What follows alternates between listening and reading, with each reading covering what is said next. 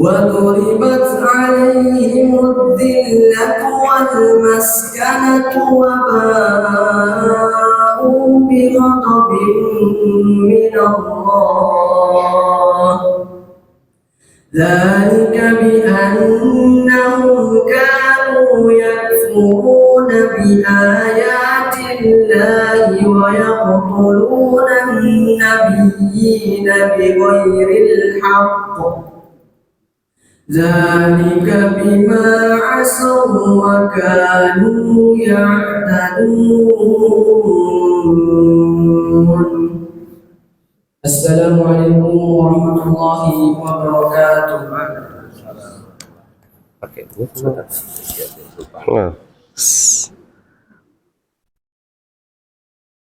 Bismillahirrahmanirrahim. Assalamualaikum warahmatullahi wabarakatuh. Bismillah, alhamdulillah, wassalatu wassalamu ala rasulillah, wa la hawla wa la quwata illa billah. Sehat Bapak Ibu, sehat? Saya doakan, kemarin pas haji saya doain gitu ya, mudah-mudahan selamat dunia akhirat gitu.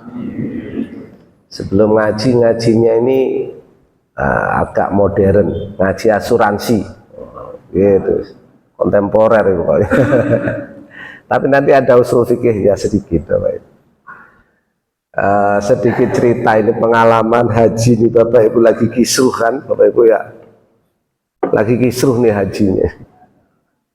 Bikin pansus lah. Ini saya hanya cerita saja sesuai pengetahuan saya. Jadi misalnya kuota haji ini Bapak Ibu, ini menurut saya memang pemerintah ini dilematis. Kuota kita itu kan 221.000, itu plus ataupun reguler. Kemudian pemerintah ini minta tambahan ke pemerintah Saudi, ditambah 20.000, tambahnya 20.000, jadi 241.000. Nah ini persoalan keadilan Bapak Ibu. Ditambah itu kemudian dibukalah pelunasan haji, yang antri kan sampai 30 tahun, sampai kalau di Makassar itu sampai 40 tahun Bapak Ibu. Di kabupaten mana itu lupa saya. Nah ditanya begini, ini ngomong keadilan, saya ngomong dari aspek itu. Oh pakai ini aja. Nah disuruh lunasin, nggak dilunasin. Kan udah kasih kuotanya Anda tahun ini gitu ya misalnya, nggak dilunasin, diundur lagi, nggak dilunasin lagi, sampai 3 kali mundur Pak. Kemarin tuh sampai 3 kali. Nah misalnya begini, ini Bapak Ibu kita berpikirnya ya, bagaimana kalau urut kacang yang baru daftar berangkat, kan gitu nih, itu kan nggak adilnya juga. Bagaimana nggak adil? Daftar haji itu Bapak Ibu, kalau ada yang sudah daftar berapa tahun Bapak Ibu nunggu, misalnya 10 tahun yang lalu daftar, misalnya nih dibilang tahun ini berangkat, dia nggak ngelunasin, kan berarti lowong nih. Kalau lowong boleh nggak misalnya yang baru daftar 5 tahun maju, boleh nggak? Baik, sekarang Bapak Ibu, orang yang 10 tahun nambahnya berapa? Yang 10 tahun nambahnya berapa? 50 juta gitu. Iya kan? Anggaplah 50 juta. Sekarang yang 5 tahun tadi bayarnya berapa? Adil nggak? Nah itu repot. Seharusnya dia nambahnya tidak 50 juta.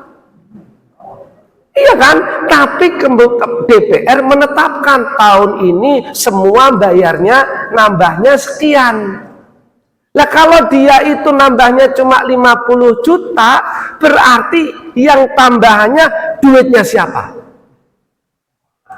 Ah begitu Bapak Ibu. Jadi nggak sederhana. Jadi ada nilai keadilan yang apa ya dipikirkan. Kalau yang urut kacang dimajuin, seharusnya bayarnya lebih besar. Kan gitu nih. Nah itu diantara masalah. Nanti kalau dibilang begitu, gimana sih? Lihat gimana begitu.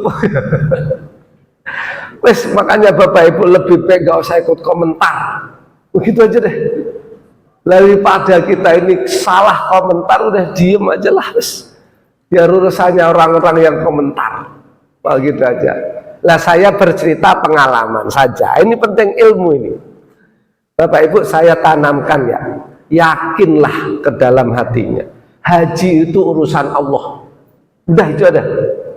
Walaupun Bapak Ibu sekarang ngantri nih sampai 30 tahun. Di Bogor ngantrinya berapa? Ada yang tahu ya? Ada yang 37 tahun. Yakin semua rahasia Allah Bapak Ibu. Saya ini ketemu orang. Boro-boro dia nggak ada niat, nggak apa-apa. Tahu-tahu ditelepon, Bapak mau haji nggak? Ya, gitu. Saya Bapak Ibu. Saya kan cerita ya, saya Februari itu umroh sama istri. Cuma memang saya pengen ya Allah, saya udah daftar haji reguler. Saya dulu tahun haji tahun 2006. Kasus catering pernah dengar Bapak Ibu? Kasus kelaparan. Itu pas saya haji juga. Kemudian dulu petugas. Maksudnya petugasnya petugas Saudi, saya dari Saudi langsung. Jadi nggak melalui Kementerian Agama. Saya kemudian ada petugas dari Saudi. Nah kemarin itu bulan Februari saya ini umroh sama istri. Cuma terbesit aja ya Allah, haji saya ini masih lama gitu. Haji reguler ya masih lama gitu. Nah kemudian tuh ada guru saya tuh ngijazahin, ini persoalan iman aja iman ini. Ada sebuah bacaan sholawat Bapak Ibu, ini saya yakin diantaranya mungkin. Saya baca beberapa bulan. Tahu-tahu sebelum puasa ada sebuah travel besar. Saya kenal memang pemiliknya ibu-ibu. Ibu-ibu nih, memang ibu-ibu ini jago, pinter. Dia pemilik travel terbesar sekarang. Se-Indonesia terbesar. Mengenal. Cuma beliau itu juga enggan gitu ngomong, Pak Kiai berkenan nggak kalau dampingin jamaah haji saya? Itu pun saya nggak jawab. Anu ya Bu, saya istikharah dulu. Oh itu ditanya. Istikharah. Beberapa minggu ketemu lagi. Pak Kiai gimana? Ini udah mepet waktunya. Sudah setelah puasa. Pokoknya kira-kira kurang sebulan itu baru saya ngelengkapin dokumen. Iya wis bismillah. Boleh nggak saya ngajak istri? Lah ini termasuk kuota tadi itu Bapak Ibu. Boleh Pak Kiai, tapi bayar. Iya bayar, tapi jangan penuh ya. Nawar yaitu yang disebut kuotanya dipindahkan ke plus yang sekarang jadi geger itu Bapak Ibu. Tapi bayarnya bayar, BPI-nya bayar, resmi Bapak Ibu. Nah itu yang saya bilang rahasia haji itu rahasia Allah. Walaupun mungkin secara normalnya nunggu beberapa tahun, tapi kalau Allah takdirkan berangkat, beneran Bapak Ibu. Dan ini pengalaman saya cerita haji aja ini biar punya. Setiap orang Bapak Ibu kalau haji pasti punya pengalaman spiritual masing-masing, pasti. Saya ini serombongan hampir ada 2.000 orang Pak. Serombongan 2.000 orang. Namanya semua persiapan sudah, karena ONH Plus ya, semua itu sudah disiapkan sedemikian rupa detail Bapak Ibu. Udah begini sampai nanti kalau ada begini, ini hanya saya cerita pengalaman. Semua takdirnya Allah. Ketika sudah tawaf ifadah, kami ini kembali ke Mina Bapak Ibu. Skenario sudah dibikin, nanti begini, dengan tendanya begini. Allah takdirkan sopirnya ini nggak bisa masuk karena semua jalur sudah ditutup. Jalan kaki di Mina Pak. Saya jam 10 siang, ada sampai nyampe itu jam 4 sore. Jalan kaki Pak. Itu nyari tenda. Gak tahu tendanya. Sampai kita tuh bingung, baru berada setengah jam kan kita nggak tahu nih. Minta tolong orang langsung Saudi yang punya tenda. Petugas tenda yang disewa tendanya itu loh. Berarti orang Saudi langsung. Lah dia juga kesasar kayak gitu. Masya Allah. Subhanallah. Semuanya takdir Allah. Sampai ada bapak yang jalan sampai hampir mau maghrib, suami istri ini pisah. suaminya udah sampai tenda, istrinya belum, coba gitu. Ya Allah, semuanya itu. Waduh, macam-macam. Itu jalan kaki di Mina, Bapak Ibu. Ketika itu suhunya 46 sampai 47 derajat. Wah, bayang itu. Allah karim, panasnya, Masya Allah. Luar biasa. Tapi hebatnya lagi. Hebatnya, besoknya Pak, di Mina itu Allah kasih wajib biasa. Jam siang, jam 2 siang, lagi panas-panasnya. Tahu-tahu mendung hujan. Baik. Ini lagi musim panas. Allah, cuma nggak bisa Pak. Itu tadi kalau Bapak Ibu dengar imamnya sholat, imam sholat tadi baca sholat apa? Saya nggak hafal sholatnya. Itu mengingatkan kita, Nabi Isa itu dia bisa menyembuhkan orang sakit baros. Baros itu putih, itu apa namanya? Lepra. Kemudian bisa menghidupkan orang mati. Itu tuh Pak, tadi imam tuh bilang biizni, kata Allah, semua dengan izin aku. Nah, itu tuh pentingnya. Jadi yakin Bapak Ibu, semuanya itu harus dengan izin Allah. Ini tauhid, ini tauhid. Jangan ada sesuatu nggak ada izinnya Allah, nggak mungkin.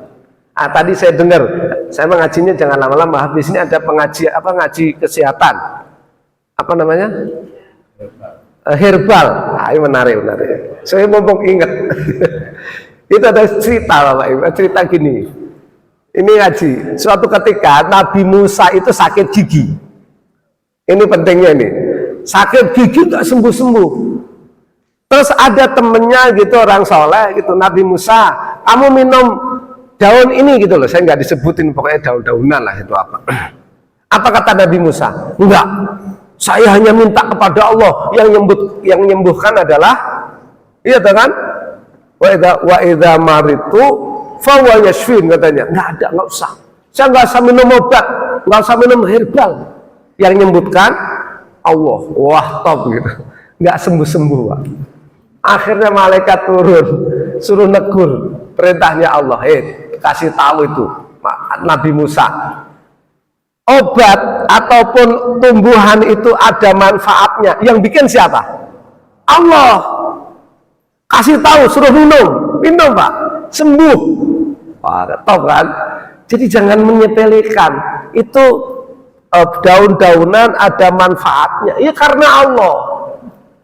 Setelah berapa bulan sakit lagi Pak, sakit gigi lagi, dia langsung minum daun-daunan, nggak sembuh. Beneran ini kisahnya ini. Akhirnya lapor sama Allah, ya Allah, nah kan kemarin dibilang begitu. Kata Allah gimana? Iya, karena kamu langsung meyakini daun itu yang menyembuhkan. Nah, coba. Gimana tuh Bapak naturnya?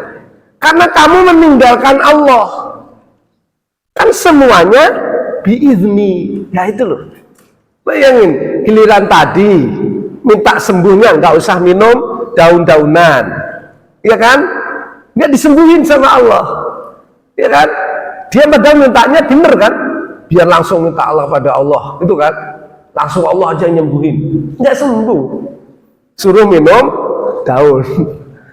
Setelah sakit langsung minum daun, nggak sembuh juga. Karena apa? Meninggalkan Allah. Ayo coba milih yang mana Bapak? Penting. Herbal itu penting tuh Bapak Ibu. Gitu ya. Dan saya setuju, lebih baik herbal memang. Saya juga dengar-dengar si IPB Bogor ini, kedokterannya akan lebih cenderung ke herbal katanya sih. Itu ya Bapak Ibu. Yalah, kita ngomong sakit makanya ngomong asuransi. Nah, gitu. Kita sebentar aja lah, nanti ngajinya itu yang penting. Itu ya intinya Bapak Ibu. Ayo kita tingkatkan iman lah, yakin deh semuanya karena Allah. Tapi jangan terus pasrah, itu yang salah. Semuanya ada sebab, semuanya ada wasilah, itu begitu. Jangan sombong-sombongan karena Allah makamnya lain kita gitu ya. Bapak Ibu, kita ngomong asuransi. Baik. Ini saya langsung ini aja lah. Asuransi itu apa sih Bapak Ibu? Kita langsung aja deh karena waktunya. Ini dalil asuransi di Quran tuh ini Bapak Ibu. Bentar. Ada beberapa ayat. Nanti saya cuma bedakan secara sekilas. Ini dalil di Quran. Nanti walaupun hadis juga banyak. Tentang asuransi. Asuransi itu apa sih sebetulnya? Kita ini persiapan kalau terjadi nanti. Ini ngomong masalah iman juga nih. Misalnya anggap sederhananya kan Bapak Ibu semua ikut asuransi kan. Nanti juga boleh dibahas asuransi BPJS. Bapak ikut BPJS enggak? Syariah apa enggak?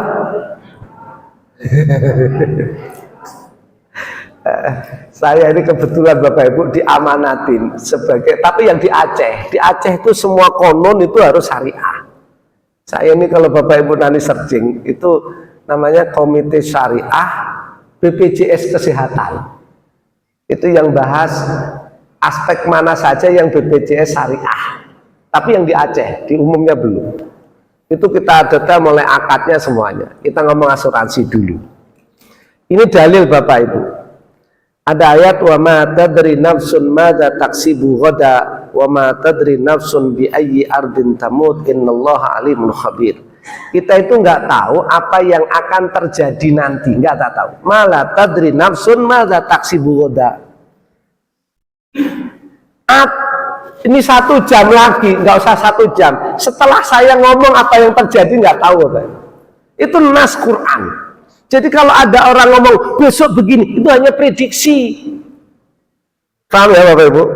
Terus orang ngomong nanti begini dia menang atau kalah, itu hanya prediksi. Nggak mungkin terjadi 100%. Bisa benar, bisa salah. Misalnya nih pemilihan apa namanya? Gubernur, bentar lagi pemilihan gubernur.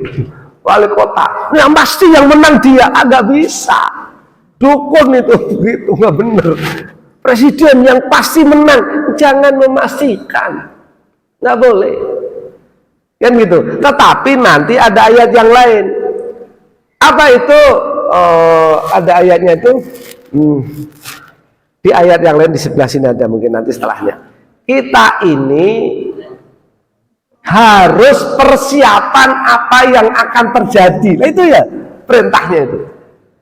Nanti kita nggak tahu apa yang terjadi, tapi Allah perintahkan nanti Anda harus siap-siap. Begitu Bapak Ibu. Nah ini wal yakhshal ladzina law taraku min khalfihim dzurriyyatan di'afan khaufu 'alaihim falyattaqullah. Bapak Ibu, kalau Bapak Ibu misalnya ikut asuransi, misalnya asuransi kematian misalnya ya, itu sebetulnya yang nanti dapat uang pertanggungan itu siapa? Ahli waris. Berarti Bapak Ibu kalau ikut asuransi meninggalkan ahli waris nggak usah pusing-pusing kan? Gitu kira-kira. Ini diantara makna wal yakhshal ladzina law taraku min khalfihim dzurriyyatan di'afan khaufu. Hendaklah kita tinggalkan anak-anak kita itu nggak susah banget. Begitu. Maka saya termasuk nggak setuju kalau orang begini, sudahlah itu utusan Allah, anak-anak nanti cuma ditanggung rezekinya oleh Allah. Iya, tapi ini juga ada ayat boleh, gitu.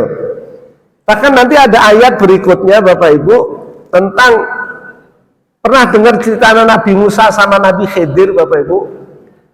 Nabi Khidir itu kemudian dia bangun rumah yang roboh, karena apa? Di bawahnya itu ada emas permata yang tersimpan.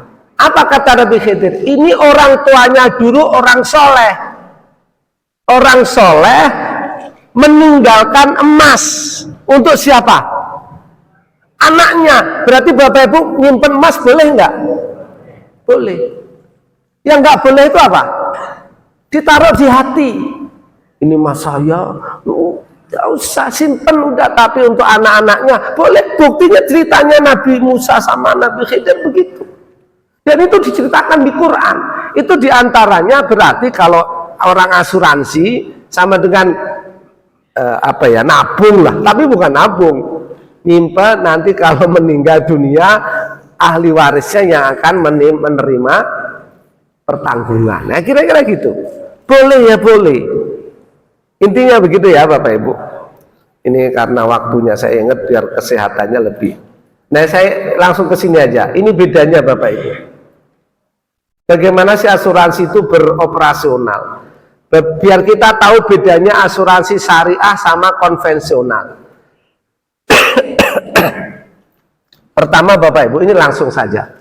Bapak Ibu kalau ikut asuransi, ini yang syariah dulu ya. Nanti biar tahu konvensional lu kayak apa.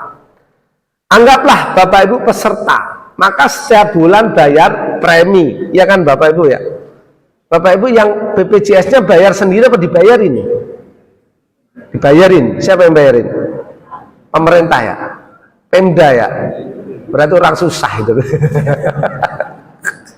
Memang aturannya begitu. Tapi kalau Pemdanya kaya ditanggung semua, yang bayarin Pemda. Nggak tahu euronya berapa, 100 atau 50 ribu. Potong gaji, kalau potong gaji berarti Bapak Ibu yang bayar sendiri. Kalau potong gaji berarti gaji Bapak Ibu yang bayar. Tapi orang-orang yang duafa itu yang bayar Pemda, biasanya gitu. Kalau kita bayar premi Bapak Ibu, nah ini pentingnya. Kita setor, anggaplah ikut ke perusahaan X. Kalau kita bayar premi, perhatikan Bapak Ibu, kita setor misalnya sebulan 1 juta. Gitu ya. Itu duit 1 juta yang kita berikan perusahaan itu akadnya apa? Ini yang penting. Kalau kita omongnya asuransi syariah, duit 1 juta ini dikumpulin oleh perusahaan. Dikumpulin sebagai apa? Ini bukan uangnya perusahaan, bukan. Dia hanya mengelola uang kita. Berarti Bapak Ibu setor 1 juta itu sederhananya sebetulnya tabarruk. Tabarruk itu anggaplah akadnya hibah. Jadi bukan sedekah, bukan, tapi berhibah, nanti ngumpul bareng. Misalnya udah sederhananya masjid ini. Ini ada orang anggaplah 200 orang. Setiap bulan itu bayar dikelola oleh masjid. 100.000 misalnya gitu. 100.000 nih, 100.000 kita berikan tuh uang siapa? Uang kita berikan ke masjid. Yang mengelola masjid, kalau sudah terkumpul uangnya siapa? Uang jamaah. Masjid sebagai wakil. Gitu Bapak Ibu. Wakil apa? Wakil mengelola uang yang terkumpul. Terkumpullah 1 juta. Anggaplah 10 juta lah, jangan kecil dan kecil. Kemudian ada saudara atau jamaah masjid yang lain meninggal, disantunin. Gitu. Jadi kalau Bapak Ibu sudah bayar, anggap ini sudah jangan diniatin balik. Karena tabarruk. Anggaplah. Ini akadnya bukan sedekah tetapi sedekah. Jadi jangan berharap balik. Kalau nanti ada temennya ada kecelakaan, itu diberikan, berarti Bapak Ibu nyumbang. Dapat pahala nggak? Dapat. Prinsip asuransi syariah begitu. Beda dengan konven. Kalau konven Bapak Ibu bayar, itu duitnya langsung miliknya perusahaan. Langsung miliknya. Sederhananya dicatat. Kalau jadi milik berarti seolah-olah beli apa? Beli resiko. Jadi gini maksudnya, nanti kalau saya kecelakaan, perusahaannya harus memberikan saya. Yang memberikan siapa? Perusahaannya. Kalau nanti ini adalah asuransi syariah, yang memberikan siapa? Dana tabarruknya, bukan perusahaannya. Paham Bapak Ibu? Ini intinya begitu. Jadi akadnya harus clear. Kalau konven itu seolah-olah pindah. Kita beli nih. Nih, saya beli kalau nanti saya kecelakaan atau saya meninggal atau apalah kesehatan atau pendidikan, saya jatuh tempo, kamu harus bayar ke saya. Lah, padahal Bapak Ibu biasanya kan asuransi begini, kita udah bayar misalnya 10 tahun jumlahnya 100 juta, nanti tertanggungannya bisa 1 miliar, betul nggak? Itu dari mana duitnya? Duit yang kalau yang asuransi syariah Bapak Ibu, karena duit terkumpul, nggak boleh mandek, nggak boleh nganggur. Diapain? Diinvestasikan. Nah, hasil investasi kan nambah terus. Nambah. Kalau ada yang komplain, ada yang klaim, baru dibayarin. Perusahaan asuransi bukan bayar, ini wakil dari yang ngelola ini loh. Ya udah dibayari. Karena wakil dapat upah. Tapi kalau perusahaan konven nggak dapat langsung jadi milik dia. Nah, ini diantara yang paling pokok Bapak Ibu. Jadi jangan menganggap sama. Sehingga memang ulama itu berbeda pendapat. Nah, itu langsung. Ada yang mengharamkan, ada yang membolehkan. Namanya fikih itu mesti khilaf Bapak Ibu. Dah, kita ngomongnya fikih kan? Ulama mesti beda. Ada yang membolehkan asuransi, ada yang melarang. Udah Bapak Ibu tinggal milih. Kalau saya nggak mau asuransi ya sudah. Nah kalau ke BPJS itu aturan negara ya sudah. Nah gitu aja. Nah ini kesimpulannya adalah kita biar tahu bedanya asuransi syariah sama tidak syariah. Kalau yang konven itu milik perusahaan, duitnya ngumpul, ya seterusnya jadi miliknya perusahaan. Tapi kalau syariah, duitnya banyak, miliknya masjid apa bukan? Enggak. Miliknya kumpulan orang-orang seterusnya. Loh kalau Pak kurang, misalnya mohon maaf nih, kurang, klaimnya banyak ke orang, berarti ngurusnya nggak bisa. Nah, gitu. Seharusnya duit yang terkumpul diinvestasikan, nanti nambah lagi. Kan misalnya setiap bulan terkumpul 10 juta, misalnya nih. Kemudian diinvestasikan oleh pengurusnya, nambah jadi 12 juta, dari 20 juta, 100 juta, kan gitu nih. Nambah terus, berarti bagus. Gitu, berarti duit, apa namanya, duit tabaruknya besar. Jadi Bapak Ibu seolah-olah kalau syariah itu sedekah, anggaplah sedekah, tapi bukan sedekah, akadnya bukan sedekah, akadnya tabarruk. Kita menghibahkan, nanti dikelola, yang mengelola dapat ujroh. Intinya begitu Bapak Ibu. Sehingga tinggal milih aja lah, kesimpulannya tinggal milih.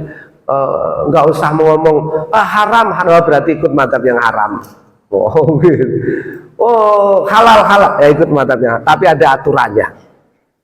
Bahkan sekarang ada produk baru Bapak Ibu, namanya dwiguna. Bapak Ibu kalau asuransi, kalau nanti nggak klaim duitnya balik. Wah ada lagi tuh.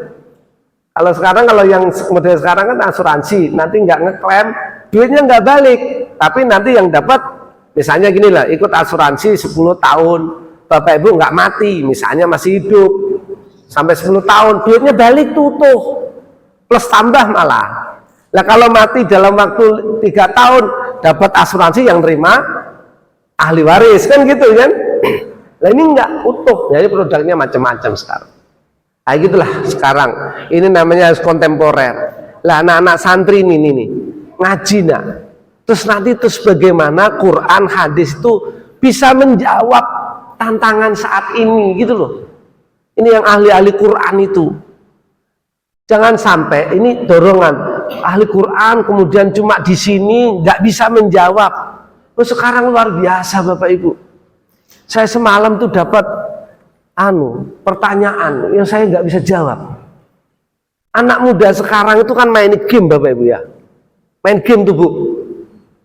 Terus main game itu saya kan nggak paham juga ya. Nggak pernah main game masalahnya. Itu berkelompok.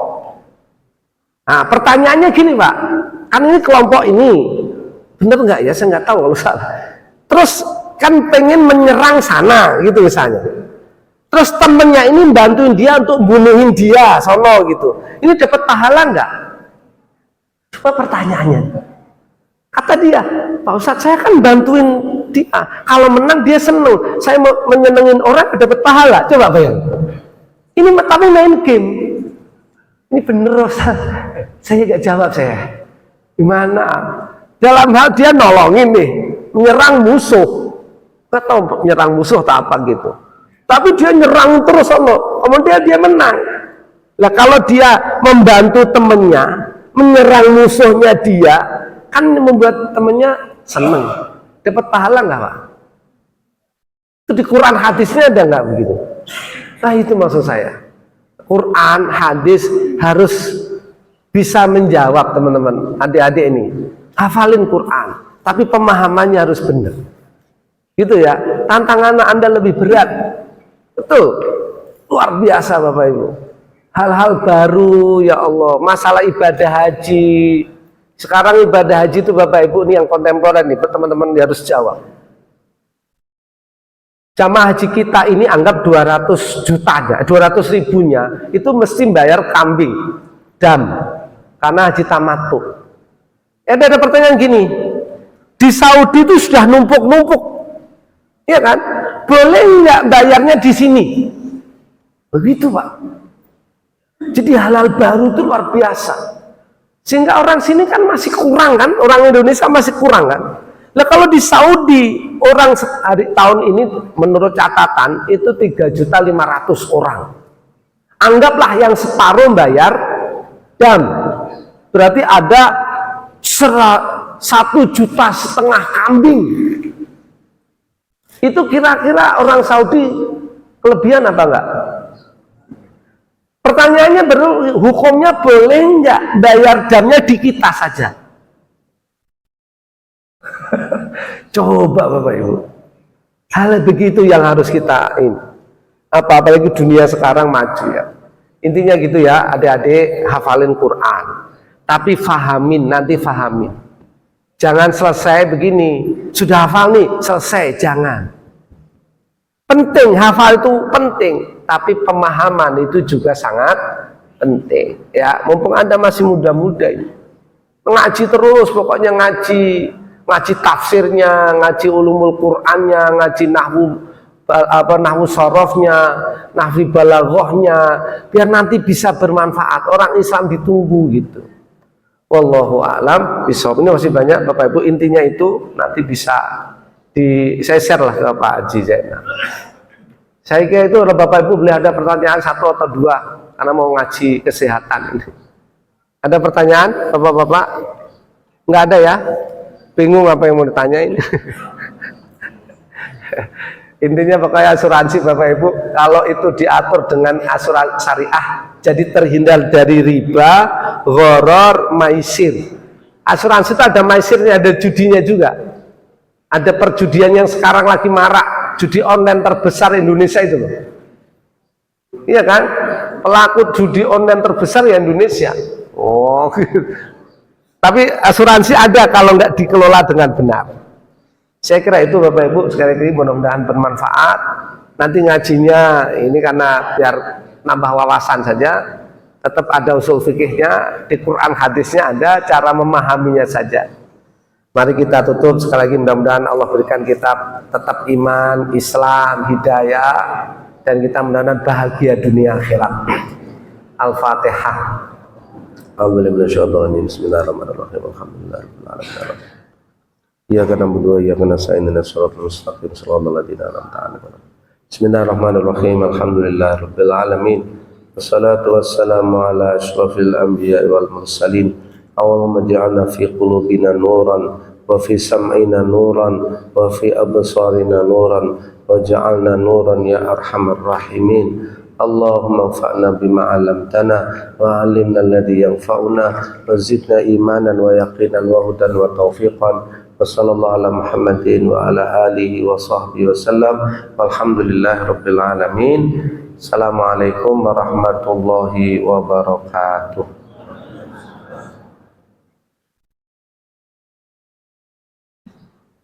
Mas Yusdi, Mas Arif sehat?